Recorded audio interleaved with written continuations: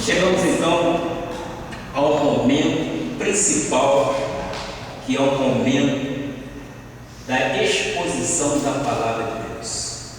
A Palavra de Deus é viva e ela é eficaz e ela não retorna vazia. Hoje nós vamos falar sobre vida vitoriosa do remido. Nós somos os remidos. Nós já fomos resgatados da mão do inimigo. Nós somos então pedras vivas. O texto básico se encontra em Salmos 107, versículo 1 e 2. Antes, porém, eu quero agradecer a Deus por este momento de estar no púlpito da igreja para pregar a palavra de Deus. Quero agradecer porque eu sei que a responsabilidade é muito grande de trazer conhecimento da graça de Deus aos eleitos do Senhor. Eu quero deixar aqui um abraço também aos internautas que nos assistem através da internet, no nosso site. Quero te convidar para o dia 24 de agosto. A Igreja Evangélica Cristo Vive aqui em Florianópolis estará completando 3 anos. Venha compartilhar conosco. Venha participar deste momento de culto de ações de graça. Nós ficaremos muito honrados com a vossa presença. Seja bem-vindo, então, em nome de nosso Senhor Jesus. Vamos então à palavra. Salmos 107, versículo 1 e 2. Rendei graças ao Senhor, porque Ele é bom. Glória a Deus. E a sua misericórdia dura para sempre. Digam-no os remidos do Senhor, os que Ele resgatou da mão do inimigo. E esta palavra abençoe os vossos corações. Senhor Jesus, este é o momento em que nós nos colocamos na Tua dispensação, abrimos nossos corações, aquietamos o nosso espírito para ouvirmos a Tua palavra. Tu disseste que a Tua palavra não volta vazia. Ela traz entendimento, ela traz encorajamento, e nós somos os remidos do Senhor. Queremos passar isso para aqueles que nos assistem, para a Tua igreja aqui presente, Pai. Pai, me dê sabedoria. Eu levo agora o meu pensamento e a minha mente cativa a Tua obediência. E te peço sabedoria vinda diretamente do céu, para que eu possa transmitir com segurança aquilo que Tu queres trazer à igreja. Esta palavra é comovente, porque somos remidos do Senhor. Já fomos resgatados pelo Senhor. Já agradecidos somos por tudo, em nome de Jesus. E todo o povo diga amém, amém e amém. Meus amados irmãos em Cristo Jesus, minha família espiritual, filhos na fé. O remido é alguém que é resgatado, é alguém que é liberto das amarras do inimigo e tem o seu nome já inscrito no livro da vida, e que esteve separado da glória de Deus por causa do pecado original. Por ter nascido ovelha, ele sempre foi do Senhor Jesus Cristo. E no tempo de Deus, ele ouviu a palavra da verdade, confessou a Jesus Cristo como seu Salvador, e então Deus operou aquele grande milagre que é o chamado milagre da redenção. Com isso, aconteceu o maior milagre de um filho de Deus, que ele é arrancado, tirado das mãos do inimigo. Nós sabemos e cremos que na remissão não houve qualquer participação do homem, não houve nenhuma participação do ser humano. A palavra diz que estávamos mortos em pecados e delitos. É Deus soberanamente quem atrai, quem abre os ouvidos, quem dá a capacidade a quem Ele predestinou para dizer que Jesus é o Senhor. Somos nós, ovelhas do Senhor. Quando uma pessoa é remida pelo Senhor, ela já traz em sua consciência cristã de que tem armas espirituais a seu favor, não é verdade? O remido do Senhor conhece o seu valor. Qualquer que seja, pode ser considerado como arma, mas a arma espiritual que nos concede vitória, que apaga toda a força da carne, do maligno em nossa vida, que faz que, como vivamos vitoriosamente e que não dá lugar nem espaço para o inimigo, qual é? Só existe uma arma capaz de fazer isso: o conhecimento da verdade. Conhecereis a verdade e a verdade vos libertará. Isto foi dito exatamente por quem? Pelo profeta. Meu povo tem sido destruído porque lhe falta conhecimento. A falta de conhecimento gera vidas destruídas, gera vidas enfraquecidas, tristes. Então, é preciso dizer ao povo de Deus da importância de se conhecer a palavra para que a vida seja vitoriosa. Nós temos essa consciência, nós temos a sabedoria de ver a nossa vida transformada, e nós não nos conformamos com este século, mas nós temos as nossas mentes totalmente renovadas no Senhor. Nós temos totalmente nossas mentes transformadas no Senhor. Nós não podemos ter a forma ou a forma, como fora dito aqui, deste mundo. Nós não podemos nos conformar com este século, mas nós temos que mudar o nosso pensamento a respeito de quem é Deus. Então temos que conhecer o verdadeiro. E quem é o verdadeiro? O verdadeiro é Jesus Cristo. É aquele que é um conhecimento que gera poder e autoridade. É o conhecimento da revelação da graça de Deus. Precisamos saber definitivamente que nenhum ensino da tradição evangélica, daqueles que atualmente a maioria do povo de Deus recebe, por exemplo, abluções, sacrifício, cerimônias, dias de festas, pagar o preço, nada disso tem valor para o nosso Senhor Jesus Cristo, porque isto não nos leva a uma vida vitoriosa, isso nos deixa cada vez mais presos à tradição da lei. A lei é enferma, a lei foi abolida, e isto não tem compromisso com a graça.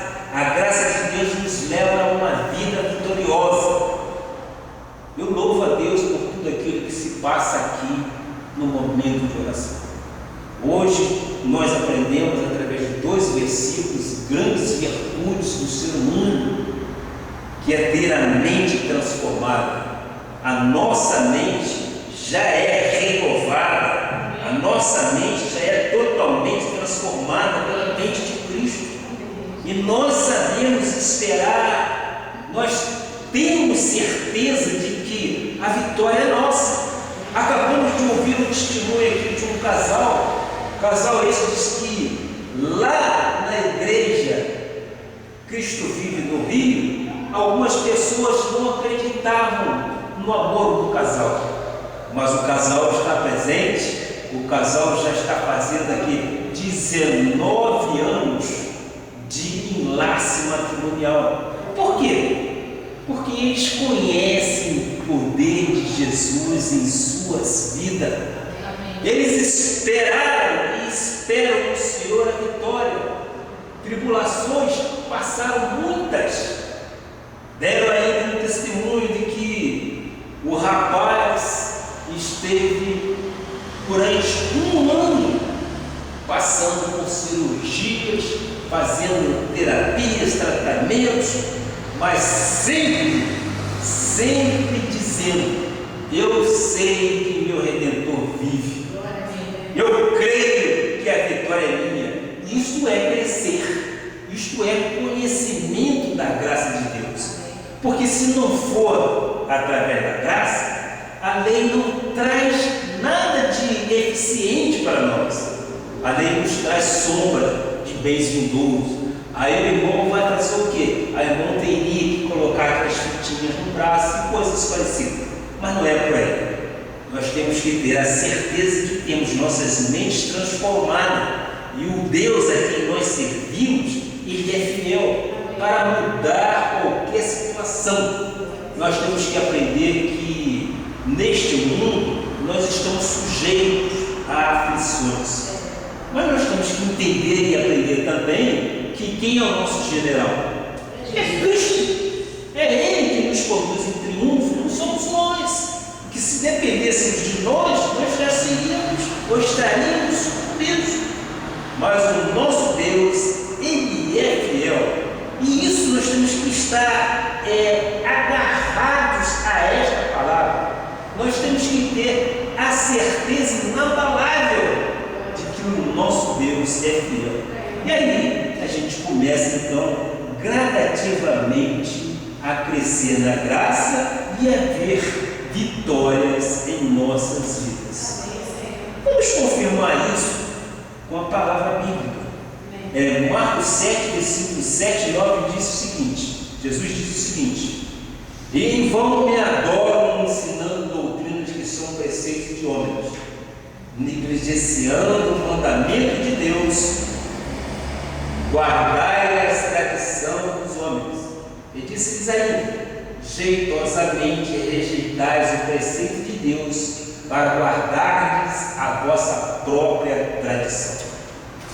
É o que nós vimos. A igreja evangélica tradicionalmente vive muito mais das tradições e dos costumes dos homens do que dos preceitos de Deus.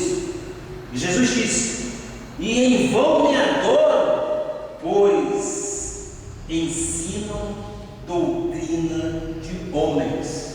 E ele me acrescenta dizendo o seguinte: jeitosamente rejeitais o preceito de Deus, ou seja, o conhecimento da palavra. É o que muito nós vimos através das tradições. Muitos pregadores não pregam aquilo que traz novidade de vida. Viu o que diz o versículo 13? Como isso é importante para nós, invalidando a palavra de Deus pela vossa própria tradição. Ou seja, o homem tradicionalmente prega e exercita aquilo que não é a palavra de vitória, que vós mesmos transmitis, e fazei muitas outras coisas semelhantes. O que nós podemos perceber aí é que a tradição invalida a palavra de Deus, obscurece o conhecimento, cria véus espirituais, impedem o homem de conhecer Deus na medida e na profundidade que Ele quer que o conheçamos. Deus quer que nós o conheçamos de uma forma muito profunda. O nosso chamado é para vivermos uma vida de santidade, que nada tem a ver com os tais ensinos que paralisam, que travam a vida do ser humano, com as doutrinas, como por exemplo, doutrina do cabelo, doutrina da roupa, doutrina da unha, ou seja, doutrina daquilo que não se pode fazer. Mas a Bíblia também diz: tudo nos é lícito, mas nem tudo nos convém. Estas coisas que aparentam ser saudáveis para a vida, não são saudáveis para a vida espiritual. São exatamente rudimentos da carne, que não têm força nenhuma contra a sensualidade.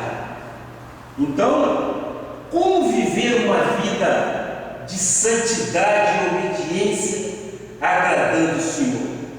Só e evidentemente através do conhecimento da revelação da graça de Deus é que é garantida a vida de santidade, de consagração, vida verdadeiramente espiritual, que gera vitória sobre tudo.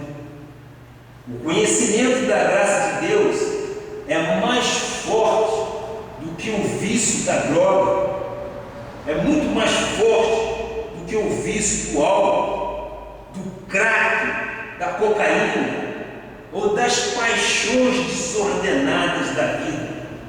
Não há nada mais poderoso nesta terra do que o conhecimento da revelação da graça de Deus. Você sabia?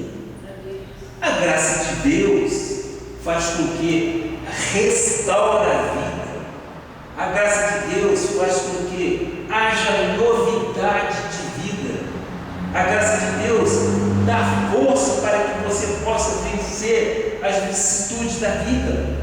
A vida nos traz e nos deixa valores difíceis de ser transponíveis, mas a graça de Deus nos dá o privilégio de termos em Cristo Jesus um conhecimento profundo.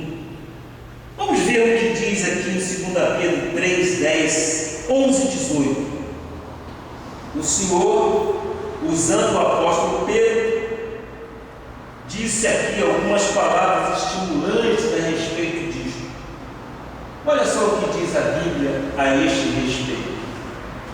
Virá, entretanto, como um ladrão o dia do Senhor, no qual os céus passarão com estrepitoso estrondo, os elementos se dissiparão, abrasados. Também a terra e as obras que nela existem serão atingidas, visto que todas estas coisas hão de ser assim desfeitas, deveis ser tais como os que vivem em santo procedimento e piedade. Antes, crescei na graça e no conhecimento de nosso Senhor Jesus Cristo. A Ele seja a glória, a Ele seja tanto agora como no dia eterno.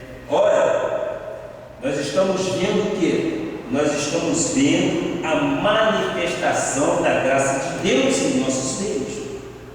Para vivermos com um santo procedimento, é preciso crescer então na graça e no conhecimento de Deus.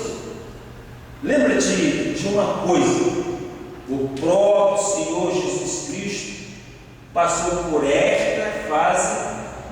Olha só o que diz aqui Lucas 2, versículo 52. Mais uma vez: e crescia Jesus em sabedoria, estatura e graça diante de Deus e dos homens. Então, o que é crescer na graça e no conhecimento? Crescer na graça e no conhecimento é conhecer os planos e os propósitos que o Senhor tem em nossa vida. Por isso, o crescimento é diário, o crescimento é contínuo. Paulo disse aos Coríntios que é de glória em glória que vamos sendo transformados na sua imagem e na sua semelhança.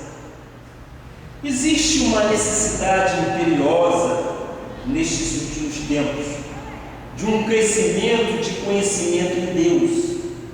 A Bíblia deve ser, conforme nós sempre falamos, fonte inesgotável do conhecimento de que precisamos. Nós poderíamos passar horas e horas trazendo a revelação do conhecimento da graça de Deus.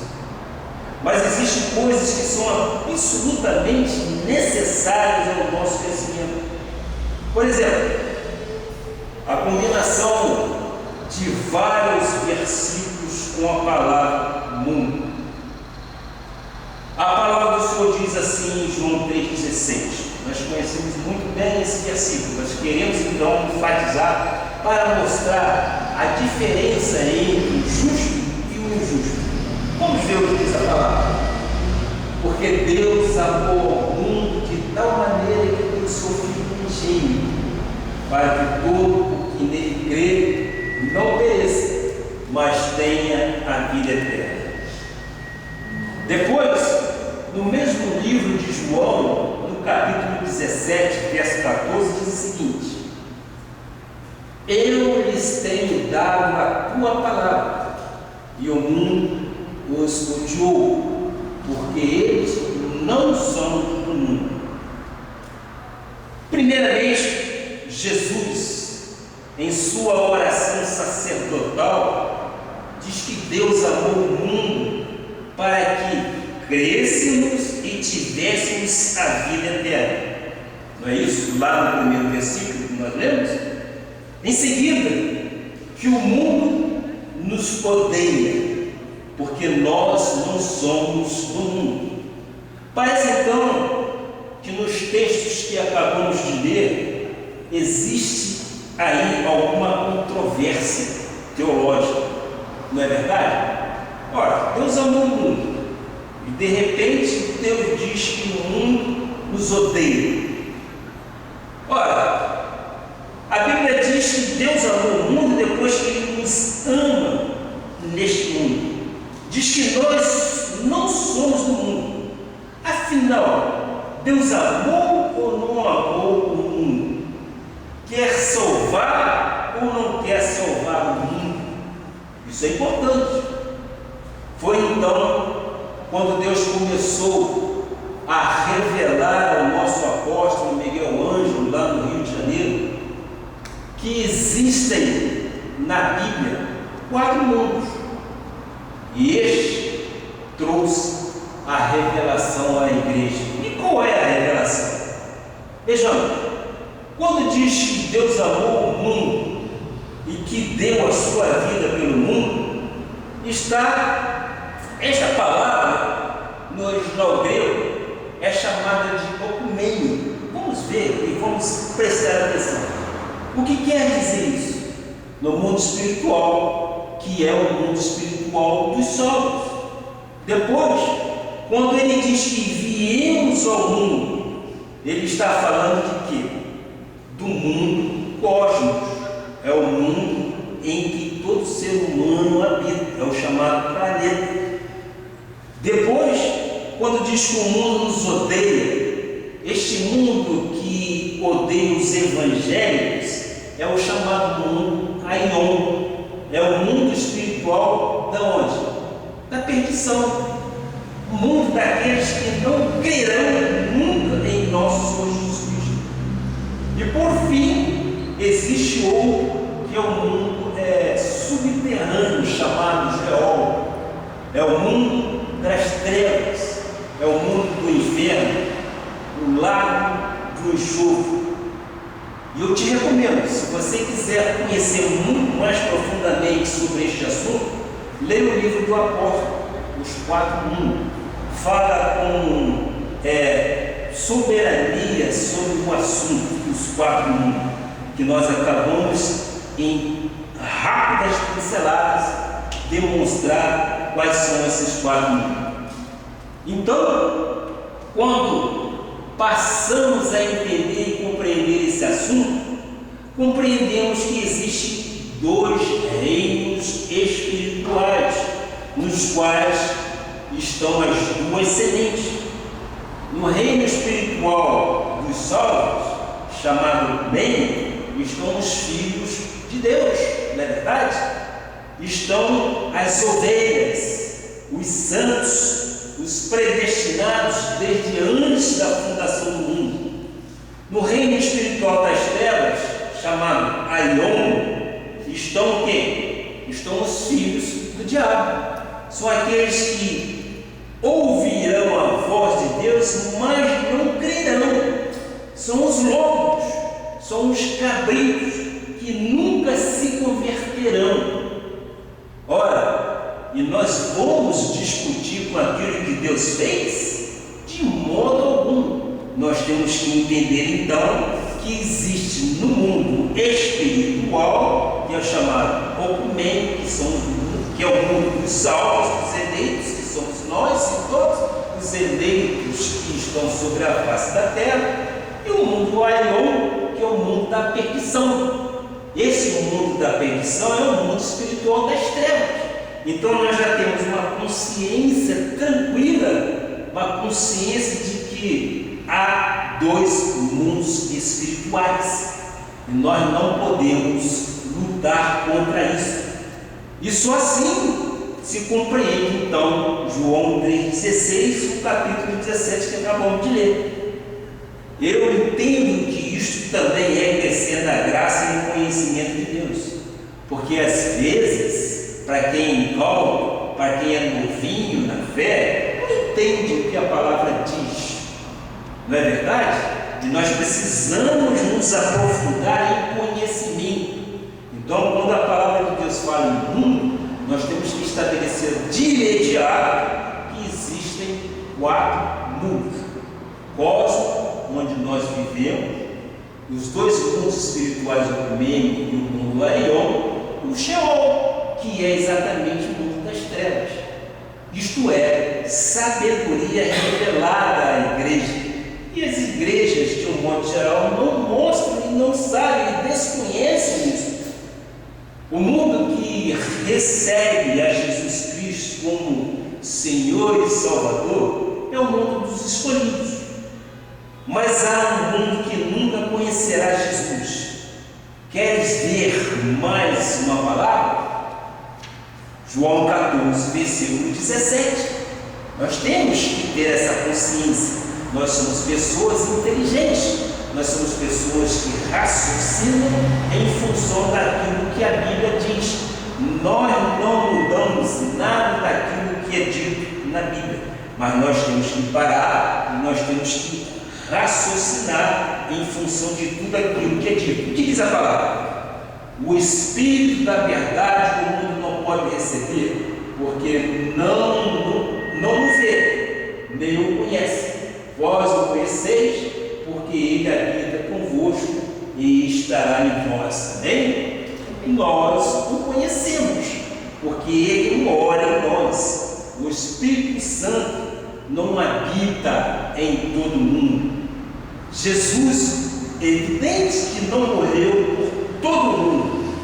Se ele tivesse morrido por todo mundo, todos seriam salvos.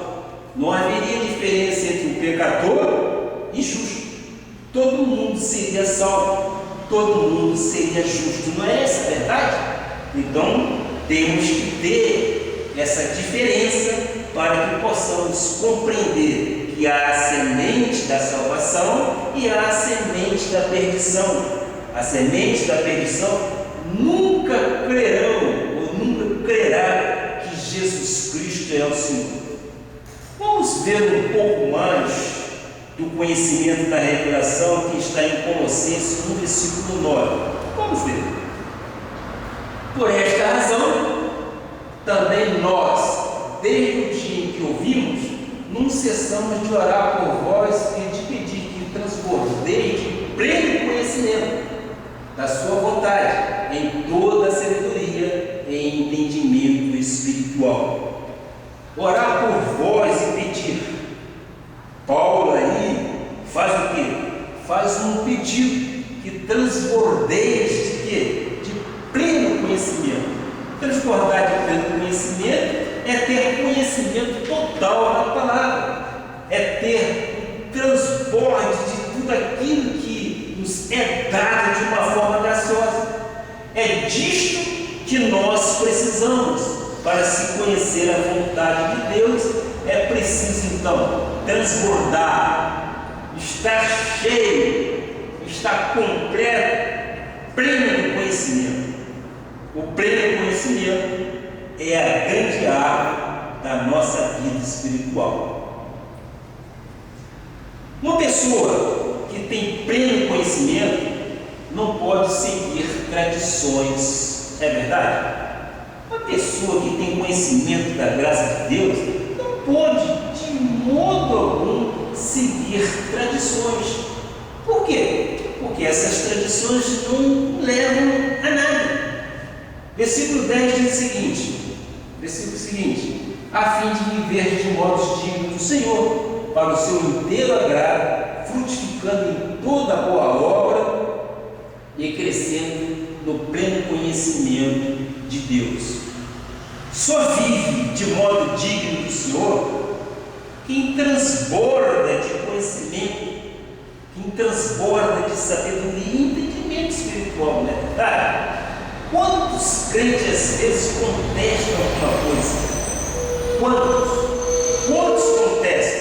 Mas nós não podemos discutir com aquilo que Deus já de antemão criou. Ele nos predestinou desde antes da fundação do mundo, assim como outras sementes que não são deles, que jamais poderão crer no nome de nosso Senhor Jesus Cristo. Então, pelo pleno conhecimento significa crescimento espiritual. Vamos ao versículo 11, ou seja, o seguinte: sendo fortalecidos com todo poder, segundo a força da sua glória, em toda a perseverança e longanimidade, com alegria, com entusiasmo. Quando temos este conhecimento, a vida digna de um filho de Deus, ela se manifesta. Nós vimos isso hoje aqui no culto de oração. Somos fortalecidos com todo poder, com a dignidade, com a glória de nosso Senhor Jesus Cristo. Quando o crente, o Filho de Deus, é realmente convertido, espera no Senhor as suas soluções difíceis, ele está convencido então de que o nosso Senhor tem o controle absoluto de tudo, e ele descansa no Senhor. E sem conhecimento não há vitória, não há o exercício da fé, há debilidade, há enfermidades emocionais, depressão, fadiga e às vezes insegurança quanto à realização da promessa. É pela falta de conhecimento que a maioria do povo de Deus vive num colapso da fé, na falência da vida espiritual, no afastamento do sagrado. A pessoa que tem conhecimento jamais fica um domingo jogando bola ou assistindo um time de futebol jogar bola, né? Não é verdade? Eu, como por exemplo, 28 anos vivi no Rio de Janeiro, da Igreja Cristo Vive, eu jamais deixei de ir à igreja para assistir meu Vasco perder. É sempre, né? A gente é obrigado a se conformar com isso. Mas eu jamais deixei de ir à igreja para ver um jogo de futebol. Maracanã, evidentemente, já não ia há muitos anos. Então, o crente em Jesus Cristo, ele não mede sacrifícios, que aliás não é sacrifício, é uma bem-aventurança você estar na casa do Pai, buscando em oração, em congregação com os santos. O conhecimento então gera vidas o quê? Fortes. A falta de conhecimento gera vidas destruídas. E eu vou te dizer, a falta de conhecimento tem gerado um misticismo que tem perturbado a vida do povo de Deus. Há um sistema doentio que tem ferido a confiança na fé dos cristãos, o que gerou evidentemente um colapso na vida de muita gente, que tem gerado decadência espiritual. Por isso, é que eu te digo: existe uma igreja muito maior fora dos templos do que dentro dos templos. Existem muitas pessoas descrentes fora da igreja, porque a igreja não traz encorajamento. A maioria da igreja não traz encorajamento. A maioria das igrejas não traz renovação, não traz novidade de vida. Então, grande parte do povo evangélico vive agonizando. Por quê? Por causa do misticismo religioso. Ele tem feito um estrago na autoestima do povo de Deus. Pessoas que foram compradas pelo sangue do Cordeiro não podem ser humilhadas, exorcizadas em espíritos demoníacos. Não pode uma igreja ficar exorcizando simplesmente os espíritos malignos. Por quê? Porque nós nascemos de novo, nós somos nova criatura. Se isto gera sabedoria, não conhecimento de Deus, isso gera entendimento do homem. Pessoas não podem ser humilhadas por isso. Por isso que, se isto está sendo feito em alguns lugares, isto gera o quê? Gera uma descrença em Deus. Quando a Bíblia diz que nós somos o quê? A Bíblia diz que nós somos templo do Espírito Santo. A Bíblia diz que nós somos propriedades exclusivas de Deus, não é fato? Como é que o templo do Espírito Santo pode receber entidades demoníacas? Não pode. O nosso Deus já nos salvou, nos livrou de todos os males, e lá na cruz do Calvário Ele cravou todos os nossos pecados. E lá Ele destruiu o quê? O derrotado. E nós sempre dizemos o seguinte, que o inimigo se levanta para quê? Porque ele não tem vez, ele se levanta para cair. Já o misticismo aceita a africanização de obras com Deus. Há evangélicos com fita no braço, com coração dentro do sapato, com pedrinha não sei o que, outras coisas que carregam, com óleo, etc. O misticismo é um veneno para a vida espiritual. A fé virou um ritual. As igrejas estão cheias de liturgias, estão cheias de mandamentos, proibições e rudimentos das doutrinas de Cristo. Deus quer que cresçamos, Deus quer que subamos. Jeremias 3, versículo 15 diz: dar-vos-ei pastores segundo o meu coração, que vos apacentem com conhecimento e com inteligência. Isto é vida pastoral, isto é conhecimento, mesmo porque nós raciocinamos, nós temos uma cabeça pensante, nós não podemos ser envolvidos por vãs filosofias ou doutrina de homens. Nós temos que testificar com o espiritual aquilo que é espiritual. E a palavra de Jeremias diz: dar-vos-ei pastor segundo o meu coração, que vos apacentem com conhecimento e com inteligência. Glória a Deus! Glória a Deus! É isso que nós precisamos.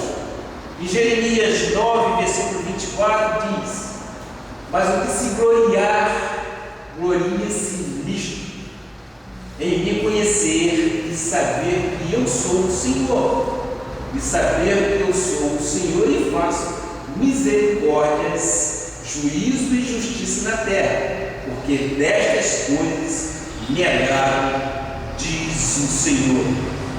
Quem quer se gloriar, deve se gloriar em quê? Em Deus, e não no jejum, e não no subir ao monte, e não no sacrifício de obras mortas, para nada prover. A palavra diz que o fim da lei é Cristo. Quem quiser se gloriar, glorie-se no Senhor. Em Hebreus 5, versículo 11 e 13, Paulo explicou isto. Olha só o que ele diz. Isso.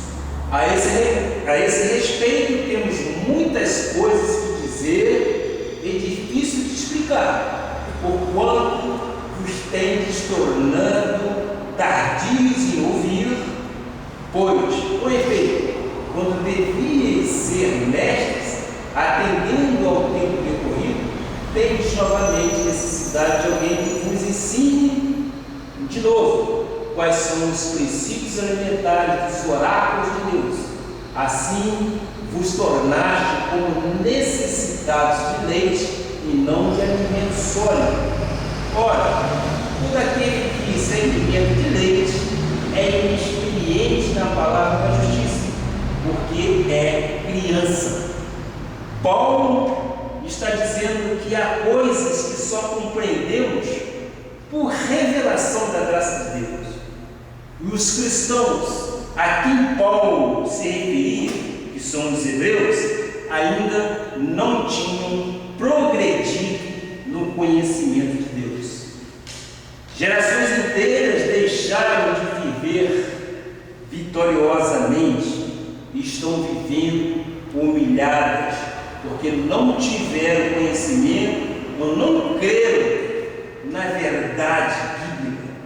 Preferiram ficar com a história, muitas vezes, daquela que se prega, da mulher da hemorragia, como por exemplo, do Zaqueu que sobe nas árvores.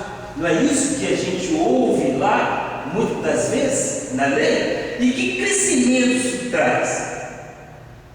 Ora, quando a pessoa vive a graça de Deus, se torna o quê? Um mestre e deixa de ser criança espiritual. Nós aqui temos vários doutores da graça de Deus, ou seja, um conhecimento pleno da graça de Deus. E nós não nos deixamos abater pelas intempéries da vida. Vimos aí testemunho hoje, mas que nós cremos que só modifica isso é quem conhece verdadeiramente a graça de Deus. Porque na graça você encontra respaldo, você encontra sabedoria e você pode descansar no Senhor. Vejamos o versículo 14, o seguinte, que diz a palavra aí: mas o alimento sólido, que é para nós, adultos espirituais, para aqueles que, pela prática, têm as suas faculdades excitadas para discernirem não somente o bem, mas também o mal. Ora, nós temos as nossas mentes, ou seja, faculdades, exercitadas no Senhor. Nós temos compreensão, nós temos zelo pela palavra, mas nós temos também conhecimento de Deus, e esse conhecimento nos revela que somos vencedores, somos vitoriosos em todas as coisas. Vocês creem? Amém? É desta forma que nós temos que agir. Nós temos que crer naquilo que nós não estamos vendo, mas nós temos que receber em nossos corações por fé. Nós cremos que a igreja um dia estará cheia. Por quê? Porque foi este o ministério que nós quis trazer para a Florianópolis. E nós estamos perseverando para que possamos reinar ainda em vida. Amém. Não é desta forma? Amém. Vejamos então em Hebreus 6, versículo 1 e 2, o que explica o que se deve ser feito. Por isso, pondo de parte os princípios elementares da doutrina de Cristo, deixemos-nos levar para o que é perfeito, não lançando de novo a base de arrependimento de obras mortas e da fé em Deus, o ensino de batismo e da imposição de mãos, da ressurreição dos mortos e do juízo eterno. Ora, devemos então o que? Depois de total conhecimento, pleno conhecimento da graça de Deus, devemos pôr de parte os princípios elementares da doutrina de Cristo. Isto existe e exige uma mensagem de perfeição. A graça de Deus, que é a mensagem da revelação, nos dá essa segurança total. É o sólido conhecimento, e nós precisamos abandonar as doutrinas rudimentares de Cristo, os princípios elementares, as obras mortas, como eu disse anteriormente, o jejum, as vigílias e os sacrifícios. Esse evangelho não traz retorno, não dá crescimento, não faz viver de modo digno do evangelho de Cristo. Vamos mais além um pouquinho, ver o que diz em Hebreus 10, versículo 1. Ora, visto que a lei tem sombra de bens vindouros, nós, com a sabedoria que Deus nos deu, nós temos conhecimento disso. A Bíblia, nós honramos toda a Bíblia, o velho pacto e o novo pacto, mas nós temos entendimento que Deus diz que a lei tem sombra de bens vindouros. É verdade. Não é a imagem real das coisas, nunca jamais pode tornar perfeitos os ofertantes, com os mesmos sacrifícios que ano após ano, perpetuamente, eles oferecem. Quem vive na lei, vive na sombra dos bens vindouros. Fomos purificados pelo sangue de Cristo. A nossa consciência não é de pecado, a nossa consciência é de paz, é de alegria, de vida vitoriosa. A dívida foi cancelada.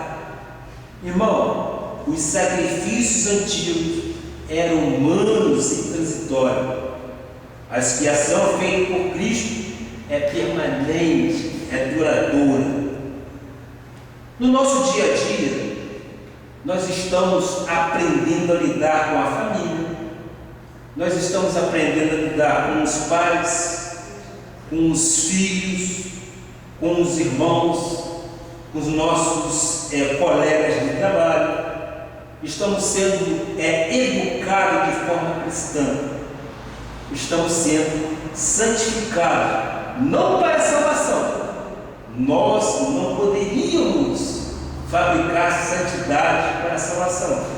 Esta Cristo nos deu, mas levamos uma vida santa a viver com Deus e agir de Deus em nossa vida. A teologia tradicional não crê na perfeição do nosso espírito. Ela diz que Jesus não aperfeiçoou ninguém.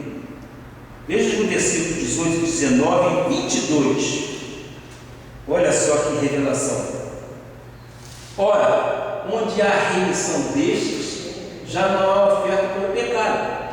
Tendo, pois, irmãos, intrepidez para entrar no Santo dos Santos, e pelo sangue de Jesus, aproximemo-nos com sincero coração, em plena certeza de fé, tendo o coração purificado de má consciência e lavado o corpo com água pura. Qual é a água pura que realmente lava?